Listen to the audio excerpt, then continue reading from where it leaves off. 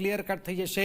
આ ઉપરાંત ઝારખંડની પણ વાત કરીશું। નમસ્કાર, હું જનક। પણ શરૂઆત કરીએ એક સુરતથી। એક મોટી ખબર છે, ઝી 24 કલાકના અહેવાલ બાદ તંત્ર જાગી ગયું છે। નકલી જનસેવા હોસ્પિટલને આરોગ્ય વિભાગે સીલ કરી દીધી છે। હોસ્પિટલ સીલ કરીને આરોગ્ય વિભાગે નોટિસ પણ લગાવી છે। 7 દિવસમાં હોસ્પિટલના તમામ ડોક્યુમેન્ટ જમા કરવાનો આદેશ છે। આરોગ્ય વિભાગે હોસ્પિટલના સંચાલકની 1 કલાક રાહ જોઈ। હોસ્પિટલનો ભાડા કરાર ત્રણેય નકલી ડોક્ટરના નામે છે।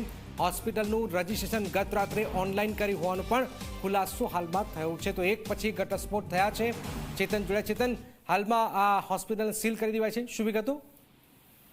જી બિલકુલ થી ઝી 24 કલાક દ્વારા ઝોલાછાપ જે તબીબો છે અને તેમની જે હોસ્પિટલ છે તેનો પર્દાફાશ કરવામાં આવ્યો હતો।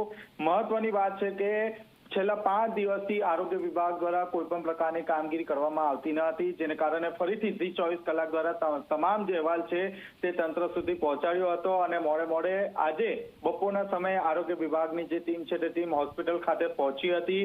જે સંચાલકો છે તેમનો ટેલિફોનિક રીતે સંપર્ક કરવાનો પ્રયાસ કર્યો હતો, પરંતુ 1 કલાક રાહ જોયા બાદ પણ જે સંચાલક છે તે ઘટના સ્થળે પહોંચ્યા ન હતા અને ત્યારબાદ ફરીથી જે આરોગ્ય વિભાગની જે ટીમ છે મોડી સાંજે હોસ્પિટલ ખાતે પહોંચી હતી। હાલ તો જે હોસ્પિટલ છે તે સીલ મારી દેવામાં આવ્યું છે। ખાસ કરીને ક્લિનિકલ એસ્ટેબ્લિશમેન્ટ એક્ટનો ભંગ થતો હોવાને લઈને આરોગ્ય વિભાગ દ્વારા આ કાર્યવાહી કરવામાં આવી છે। આ સાથોસાથ નોટિસ પણ સ્વીકારવામાં આવી છે।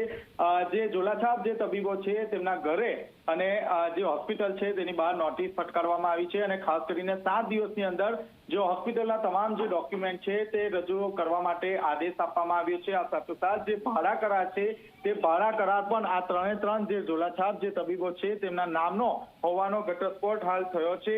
હોસ્પિટલનું જે રજીસ્ટ્રેશન છે તે હજુ સુધી કરવામાં આવ્યું ન હતું, પરંતુ ગત મોડી સાંજે આ જે ઓનલાઈન જે એન્ટ્રી છે તે હાલ કરવામાં આવ્યું છે, જેની પણ હાલ ગંભીર નોંધ લેવામાં આવી છે। બિલકુલ બિલકુલ, આભાર ચેતન। તો આપ જોઈ રહ્યા છો કે આખરે હોસ્પિટલને સીલ કરી દેવાય છે। આરોગ્ય વિભાગે આ નોટિસ પણ લગાવી છે અને 7 દિવસમાં હોસ્પિટલના તમામ ડોક્યુમેન્ટ જમા કરવાનો આદેશ પણ કરી દેવામાં આવેલો છે।